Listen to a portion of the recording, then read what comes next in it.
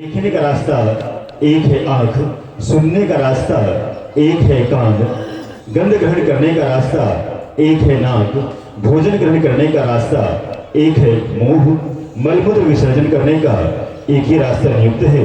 उसी प्रकार परम प्रभु परमात्मा के पास जाने का, उसको पाने का एक ही रास्ता है। वह बाहर नहीं, अपने अंदर है। वह कौन सा मार्ग है जिस पर चलकर हम सभी परम पिता परमात्मा का दर्शन कर पाएंगे, परम पिता परमेश्वर से साक्षात्कार कर पाएंगे? इसी युक्ति को बताने हेतु अब हमारे बीच मंच पर मंचासीन हैं संत मठ के युवा सन्यासी अनुभवी महात्मा, अपने प्रवचन पीयूष से भक्तजनों को मंत्रमुग्ध करने वाले, गागर में सागर भरने की कला से निपुण, गैरिक पढ़धारी, ओजस्वी तेजस्वी महात्मा पूज्य जगन्नाथ बाबा मंचासीन हैं। हे बाबा, हमसे भक्तजनाथ के ओजस्वी पीयूष वाणी के पास हैं पूज्य जगन्नाथ बाबा। एक बार जोरदार स्वरों में हम सभी सदगुरु महाराज की जय बोलकर अपने अपने अंतःकरण को पवित्र करें। श्री सदगुरु महाराज की जय।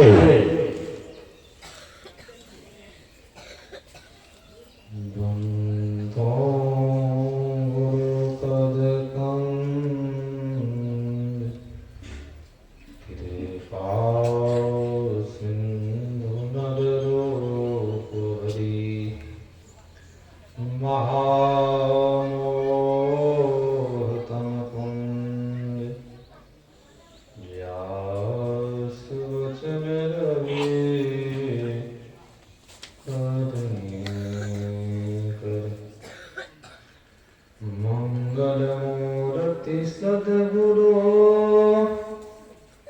मिलवै सर्वाधार,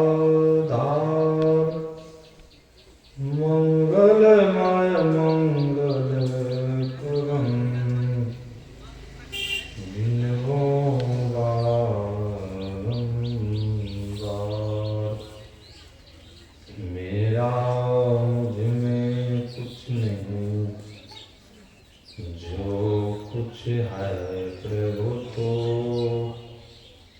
तेरा तुझको सौंपता।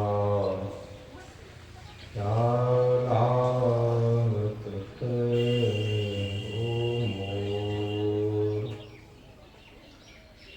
श्री सद्गुरु महाराज की जय।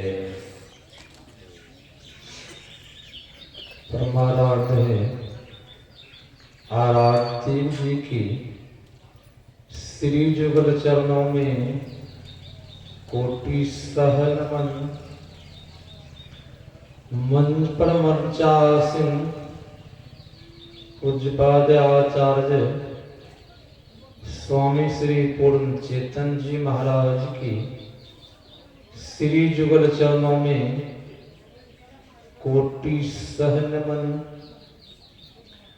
मंच पर मंचासीन स्वामी विनय सागर जी महाराज, मंच पर मंचासीन हमारे पूज्य बाबागण, मंच संचालक शिक्षक राजेश बाबू, इस लाइव चैनल के द्वारा देश विदेश के श्रोताओं, धर्म पिपासु, इस हरिपुर काला में इस सत्संग में पधारे हुए माताओं एवं बहनों, सबों को मेरा हार्दिक हार्दिक नमन है। आज का प्रतिपाद विषय है ईश्वर का क्या स्वरूप है। और हम लोग इस हरिपुर कला में पधारे हुए हरि के धाम में संत महापुरुष कहते हैं, और हम आप अभी वेद का पाठ श्रवण किए। वेद के ऋषि कहते हैं, हे मनुष्यों, क्या कहा? हे मनुष्यों। आप जब ईश्वर को देखने के लिए चाहते हैं, क्या कहे? हे मनुष्यों, हाथ पैर से देख सकते हैं, ऐसा नहीं था। हे मनुष्यों, हाँ पैर, हाथ पैर, गुदा, लिंग, रसना, कान, आंखें, नाक, मन, बुद्धि, इस सब से आप उस परमात्मा को नहीं देख सकते। ऋषि कहते हैं कि हाथ पैर से, आंख से, शरीर से, मुंह से कोई परमात्मा को नहीं देख सकते हैं। क्या इस ऋषि के बातें पर हम लोगों को विश्वास है? बहुतों भक्त को विश्वास है, बहुतों सत्संगी को विश्वास है, बहुतों को विश्वास नहीं है। इसलिए विश्वास नहीं है, बहुतों जाते हैं बैजनाथ धाम, बहुतों जाते हैं भीमा मंदिर, बहुतों जाते हैं गंगा जी, बहुतों जाते हैं प्रयाग, बहुतों जाते हैं बद्रीनाथ। क्या इससे क्या साबित हो रहा है? इनको खोजने के लिए हम जा रहे हैं, मंदिर में जाते हैं, खोजने के लिए ही जाते हैं कि इस आंख से हम उस ईश्वर को देख लें। इच्छा बनी हुई है कि हम ईश्वर को देख लें। मंदिर में जाते हैं, दर्शन क्या होता है? पत्थर की मूर्ति बनी हुई है, भगवान शिव की मूर्ति है, उनको हम जल, पान, फूल चढ़ाते हैं, यही कुछ देखते हैं। संतों ने कहा उस मूर्ति को देख लेने से आपका परम कल्याण होने वाला नहीं। तो ईश्वर है कैसा? वह कहाँ रहते हैं? तो हमारे आराध्य देव जी ने कहा है, जो परम तत्व आदि अंत रहित असीम अजन्मा अगोचर सर्वव्यापक, ईश्वर कैसा है? उनका कभी नाश होने वाला नहीं है। ईश्वर कैसा है? तो वह अनंत है। ईश्वर कैसा है? उनका कभी विनाश होने वाला नहीं है। ईश्वर परमात्मा का विनाश होने वाला, कभी नाश होने वाला नहीं। ईश्वर जिस तरह आपके अंदर है, आपसे बाहर है। ईश्वर नहीं भी चलते हैं, फिर भी वह सबको खिला रहे हैं।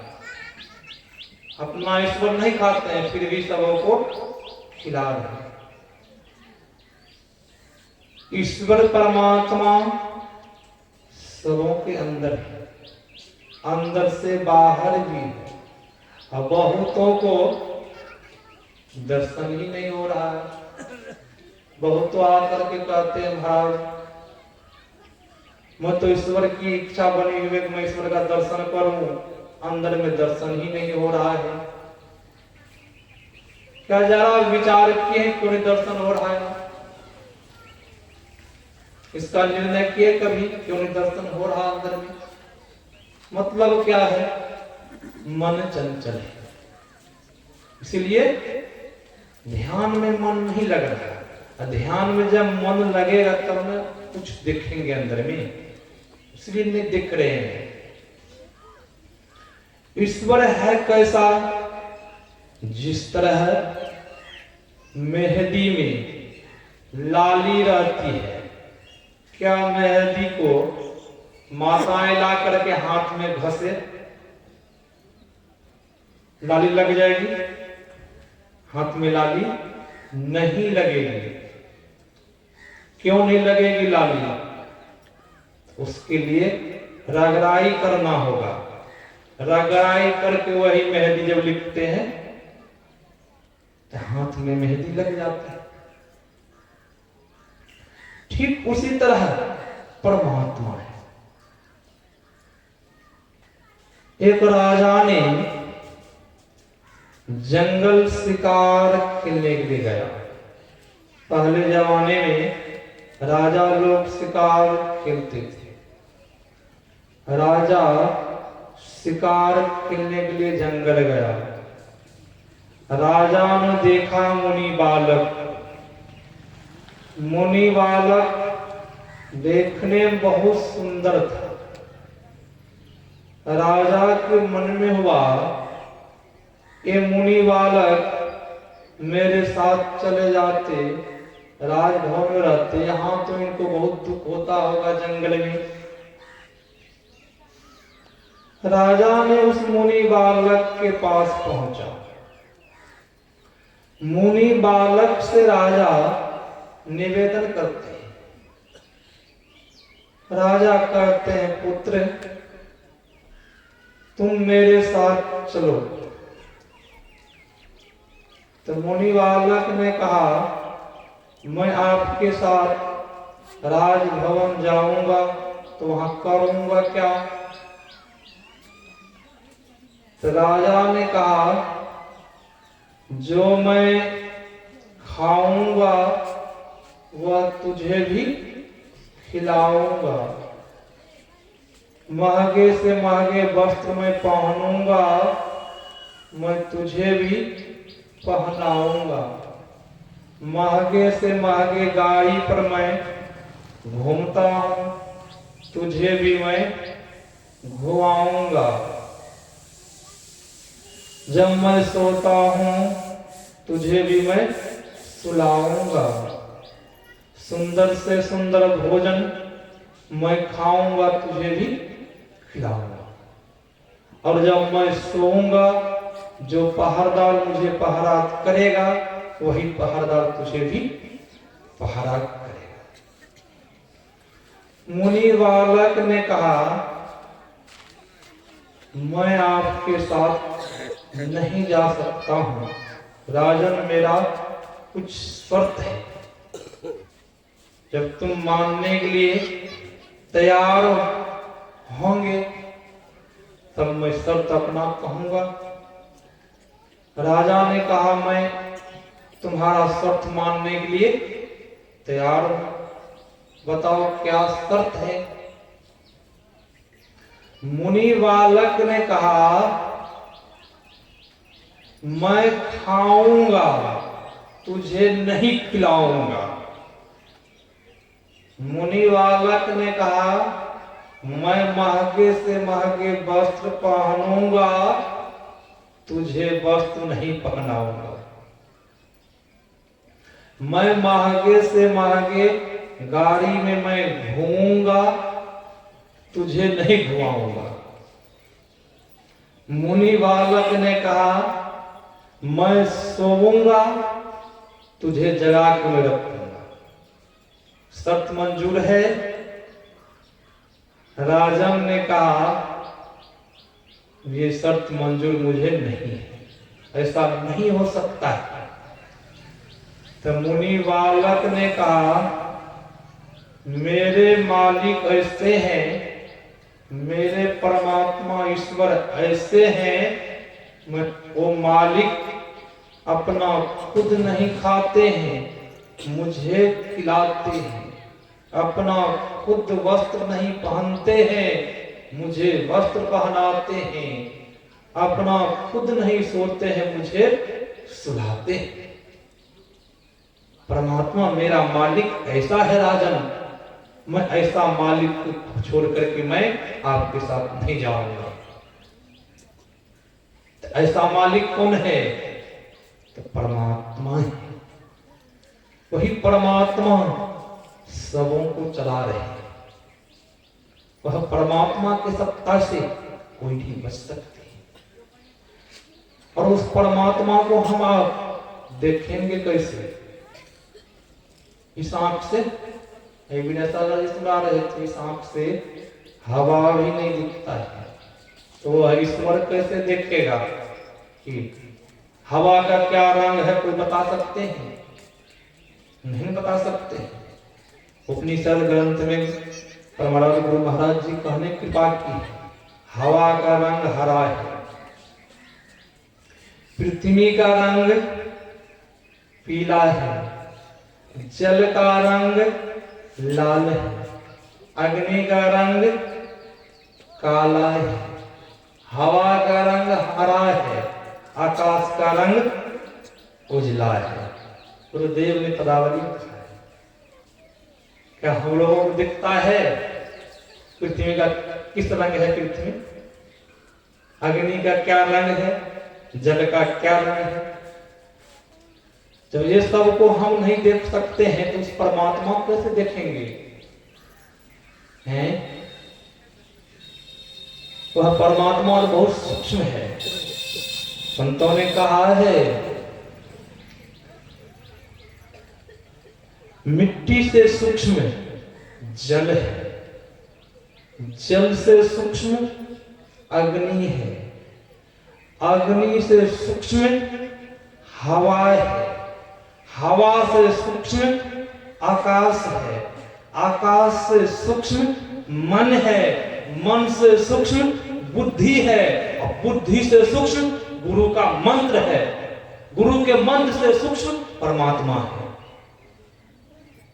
देख लीजिए, अब उस परमात्मा को हम आप चाहते हैं इसी आंख से देख ले तो दर्शन होने वाला है, तो वह किनसे दर्शन होगा? दृष्टि 5 होती है। कितनी दृष्टि होती है? 5 दृष्टि होती है। किनको किनको है 5 दृष्टि? कहा दीजिए, सभी को है, कोई एक को नहीं, सभी 5 दृष्टि। जितने आदमी हम सब बैठे हैं पंडाल में, सबों को 5 दृष्टि है। कैसे? अभी हम आप एक दूसरे को देख रहे हैं, ये क्या है? तो जागृत दृष्टि, स्वप्न दृष्टि, मानस दृष्टि, दीप दृष्टि, आत्म दृष्टि। कितनी दृष्टि हुई? 5 दृष्टि। कौन सी दृष्टि से परमात्मा को देखेंगे? आत्म दृष्टि से, आत्मा से ही परमात्मा को देखेंगे। आत्मा से देखने के लिए सब कुछ को छोड़ना पड़ेगा ने। कहीं जब सब कुछ को पकड़ के हम रखे तो आत्मदृष्टि परमात्मा को देख लेंगे ना? नहीं देखेंगे। जिस तरह यहाँ हम बैठे, घर चाहे जाने के लिए यही बैठे रही पकड़ के तो घर जा सकते हैं। घर जाने के लिए यहाँ के स्थान को छोड़ना होगा, तब न घर पहुंचेंगे।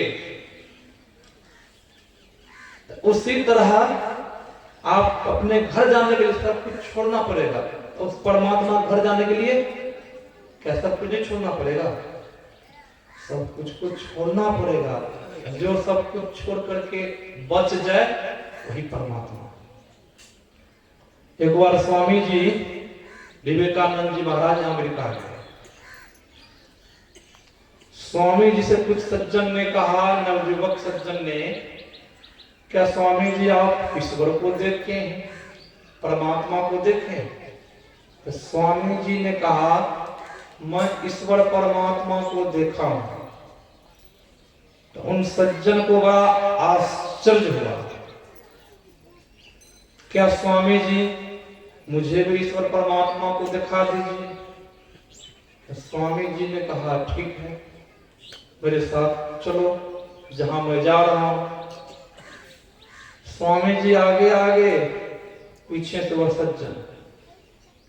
स्वामी जी एक नदी में घुस गए, मुंह भर पानी तक पहुंच गए।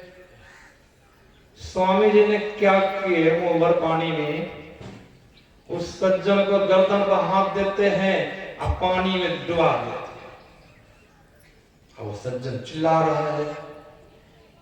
जब कुछ देर हो गया, स्वामी जी ने सोचा मर जाएगा, तो स्वामी जी उस सज्जन का गर्दन को छोड़ देते हैं। गर्दन को जैसे ही छोड़ा तो पर आया।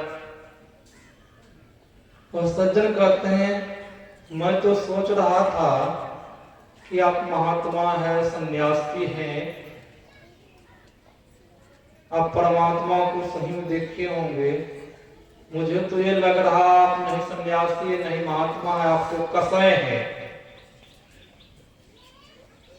आप कसाई की तरह आप मुझे पानी में डाल दिए, जरा सा भी दया नहीं आई आपको। तो स्वामी जी ने कहा क्या जी ईश्वर देखा? स्वामी जी पूछते हैं ईश्वर को देखा?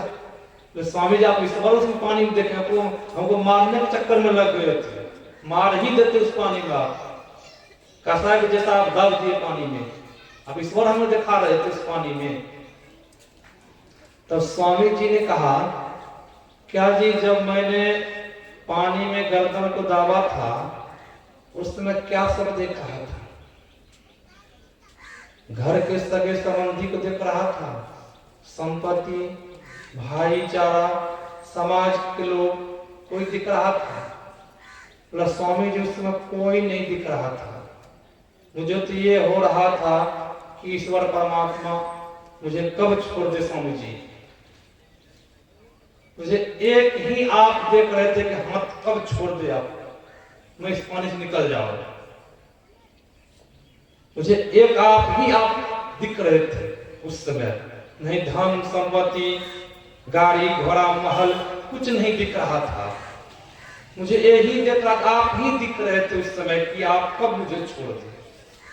तो स्वामी जी ने कहा वही जो आप हमें देख रहे थे वो बस एक ही एक देख रहे थे, वही परमात्मा जो सब कुछ मन सिमट करके जो अंदर में एक को देखे, सब कुछ से मन हट जाए, जो एक है वही परमात्मा।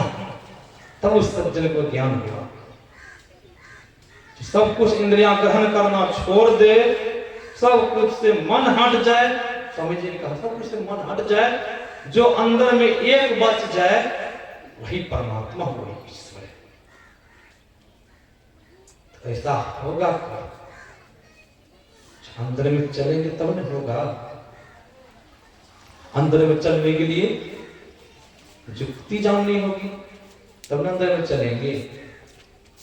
संत महापुरुष ने कहा है अंदर में चलने के लिए, हमारा गुरुदेव ने कहा अंदर में चलने पर बहुत सुख मालूम होता है। अद्भुत अंतर की डगरिया जा पर चलकर प्रभु मिलते। उस अंदर में चलने पर बहुत सुख आनंद होता है। तो अंदर में कौन चलता है? शरीर चलता है उस अंदर में। तो उस अंदर में कौन चलता है? उस अंदर में सूरत चलती है, शरीर में चलता है। तो उस आत्म तत्व को प्राप्त करता है जो साधक अंदर में चलता है। वह आत्मा है कैसा? भगवान कृष्ण ने गीता में कल मैंने सुना था, वही आत्म तत्व के बारे में ऋषि बाजो सर्वा के पुत्र हुए नचिकेता, कठोपनिषद में उनकी कहानियां हैं। नचिकेता के पिताजी ने वाजो सर्वा बहुत बड़ा यज्ञ किया था। कभी कभी लोग पुण्य हेतु अश्वमेध यज्ञ भी करवाते थे पहले जमाना में। अभी तो नहीं सुनता हूं, अभी विष्णु यज्ञ करवाते हैं बहुत लोग कि बहुत पैसा खर्चा होता है। वाजो सर्वा ने अश्वमेध यज्ञ करवाया था, बहुतों ब्राह्मणों को बुलवाया था। जब यज्ञ संपन्न हुआ तो सबों को गांव दान करते थे, गांव देते थे। जो गांव अंतिम घास खा चुकी थी, मतलब जो गाय मरने वाली थी, ऐसे गाय को दान करते थे वाजो सर्वा ब्राह्मणों को। वाजोश्रवा का पुत्र नचिकेता, उन्होंने जब देखा तो अपने पिताजी से कहते हैं, पिताजी आपका दान सार्थक नहीं हो रहा है, आप जो दान कर रहे हैं ये जो दान कभी सार्थक नहीं होगा। वाजोश्रवा को बहुत क्रोध आ गया। अब किसी के पुत्र किसी पिता को कहे, उपदेश करे, उनको क्रोध हो गया।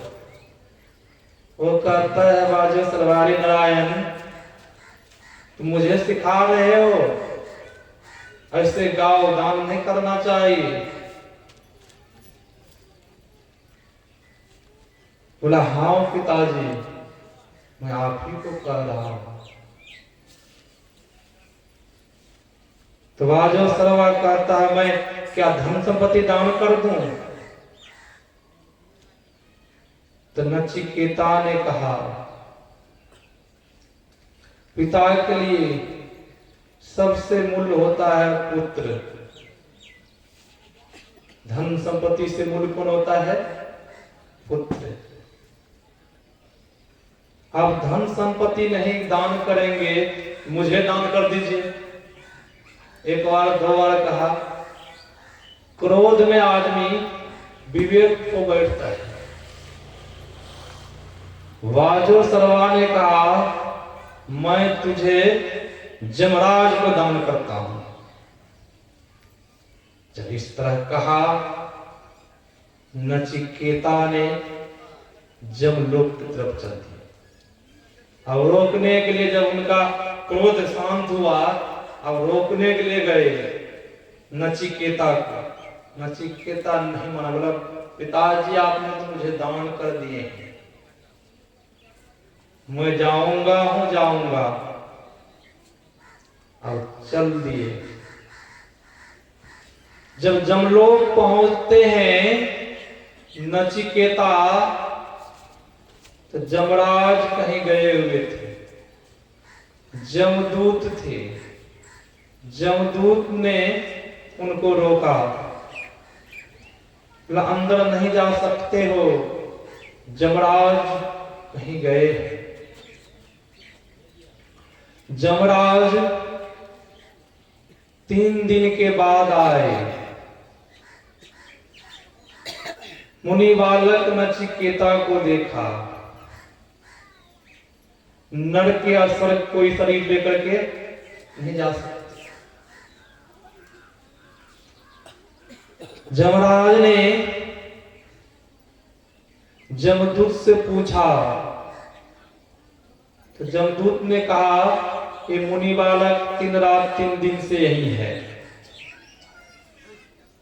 जमराज ने आंख बंद करते हैं, वह देख लेते हैं और जमदूत से कहते हैं, उस मुनि बालक नचिकेता को आदर के साथ मेरे पास ले आओ। जमदूत ने उस नचिकेता बालक को आदर के साथ जमराज के पास उपस्थित किया। जमराज ने कहा, मुनि बालक नचिकेता,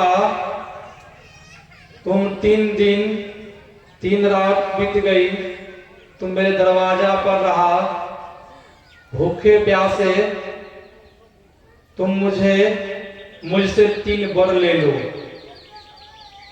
मैं तुम पर बहुत प्रसन्न हूं, खुश हूं, तुम 3 वर मुझसे ले लो। तो नचिकेता ने कहा, प्रभु, जब आप मुझे वर देने के लिए सक्षम है तो मेरा पिताजी का क्रोध शांत हो जाए। जब मैं जाऊं घर तो पिताजी मुझे स्वीकार कर ले, क्यों बालक था, छोटा बालक था। दूसरा वर में नचिकेता ने कहा, प्रभु, मैंने सुना हूं कि पुण्यात्मा स्वर्ग जाते हैं, पुण्यात्मा उस स्वर्ग में किस भांति रहते हैं। और मैंने ये भी सुना हूं उस स्वर्ग में अग्नि जलती रहती है। तो जमराज ने कहा, पुत्र इनके बदले तुम और कुछ मांग लो, ये गुड़ रहस्य तुम मत मांगो। नचिकेता की इच्छा और बढ़ गई, मुझे बताइए गुड़ रहस्य क्या है, पुणात्मा स्वर्ग में कैसे रहते हैं, उनके पूंजी खत्म होने पर पुणात्मा कहाँ जाते हैं, मुझे गुड़ रहस्य बताइए। नचिकेता ने जमराज को व्यवस्थित कर दिया और नचिकेता बोला, मुझे बताना ही होगा आपको। छोटा बालक जिद पकड़ लिया, जिस तरह माता पिता है, पुत्र जब कोई जिद पकड़ लेता है माता पिता को ला करके देना पड़ता है, अब उसी समान नचिकेता जिद पकड़ लिया है। जमराज ने कहा, आज दिन से इस स्वर्ग में नचिकेता के नाम से अग्नि जाना जाएगा। आप देख लीजिए, कैसा बल दे दिया। आज दिन से इस स्वर्ग में अग्नि जल रही है, ये अग्नि नचिकेता के नाम से जाना जाएगा, विख्यात होगा। बोला, तीसरा वर मांगो पुत्र। नचिकेता ने कहा, वह आत्म तत्व क्या है जिनका कभी विनाश नहीं होता है। आदमी जो मरता है, शरीर तो मर जाता है, शरीर को जला देता है, वह आत्मा कहाँ जाती है, वह आत्म तत्व क्या है। तो जमराज ने कहा, पुत्र ये गुरु विषय तुम मत जानो, मुझसे हीरा जवाहर सोना मांग लो, मैं तुझे मुक्ति दे देता हूं, तुम सदा के लिए मुक्त हो जाओगे। नचिकेता ने कहा, मुझे प्रभु मुक्ति नहीं चाहिए, जिनका जन्म हुआ है उनका मरना ही अवश्य है, मेरा शरीर छूटेगा आज न कल, मुझे तो वह तत्व बताइए, आत्म तत्व क्या है, आत्मा कहता है, मुझे वह वर्णन कीजिए। जब बहुत निवेदन किए नचिकेता, जमराज को जब विवश कर दिया, तब जमराज ने उपदेश किया। जिस तरह शरीर से आत्मा निकल जाती है, मृतक शरीर हो जाता है, उस समय शरीर में कोई ज्ञान नहीं बचता है। कि बचता है कोई बहुत ज्ञानी है, उनका जब मृत्यु हो जाए, शरीर छूट गया, क्या उसमें ज्ञान बचता है? उनके अंदर कोई भी ज्ञान नहीं बचता है। नचिकेता को जमराज उपदेश कर रहे हैं, ज्ञानी से ज्ञानी पुरुष है, विद्वान से विद्वान पुरुष है, जब उसकी मृत्यु हो जाती है, उसमें से आत्मा निकल जाती है, जो भी ज्ञान है सब ज्ञान लुप्त हो जाता है उसी क्षण, कोई ज्ञान नहीं रहता है, मृतक शरीर कोई ज्ञान रहता है। और जो फिर जमराज ने कहा, वह आत्मा जब निकलती है, वह कर्म के अनुसार फिर पुनः शरीर धारण करता है। वो जीव जो निकलता है, वह आत्मा वह पुनः कर्म के अनुसार शरीर धारण करता है, फिर पुनः वह दुख सुख को भोगता है। जो दुख सुख उनसे कर्म बना है, वह आत्मा अमर है। और जब सृष्टि हुई है, तब वह आत्मा बनी है। नचिकेता से जमराज उपदेश कर रहे हैं, जब ये सृष्टि हुई तब से वह आत्मा बनी है, बहुतों सारे शरीर को धारण किया वह आत्मा, उनका कभी विनाश नहीं होता। जिस तरह हम आप वस्त्र पहनते हैं, इस शरीर में कितना वस्त्र पहनेंगे कोई पता है? कितना पहने बचपन से बहुतों वस्त्र पहना है, कोई किसी को पता है कितना वस्त्र पहने हैं? उसी तरह जीव बहुतों शरीर धारण किया है, बहुतों बार हम मनुष्य बने हैं, बहुतों बार पशु बने हैं। जब सब ज्ञान आत्मज्ञान को जान लिया नचिकेता को, जब वह ज्ञान हो गया, तब पुनः अपने घर लोग आए। उसी तरह हम आप भी वह आत्म तत्व को कैसे जानेंगे? उसको जानने के लिए गुरु के पास जाना होगा। जब गुरु से वह युक्ति जान लेंगे तब हम आप वह आत्मा को पहचान लेंगे, अपना आप को हम जान लेंगे, तो हम लोगों से शुभ अशुभ कर्म नहीं होगा, पाप पुण्य नहीं होगा। कब? जब उस आत्मा को पहचान लेंगे। उस आत्मा को पहचाने कहाँ जा करके? उसके लिए सत्संग करना होगा, ध्यान करना होगा, तब उस आत्मा को पहचानेंगे, तब परम कल्याण होगा। जब इस तरह हम आप सत्संग करेंगे तो एक न एक दिन अवश्य उस परमात्मा को पहचान लेंगे। यही आप लोगों को सेवा में सुनाया। श्री सद्गुरु महाराज की जय।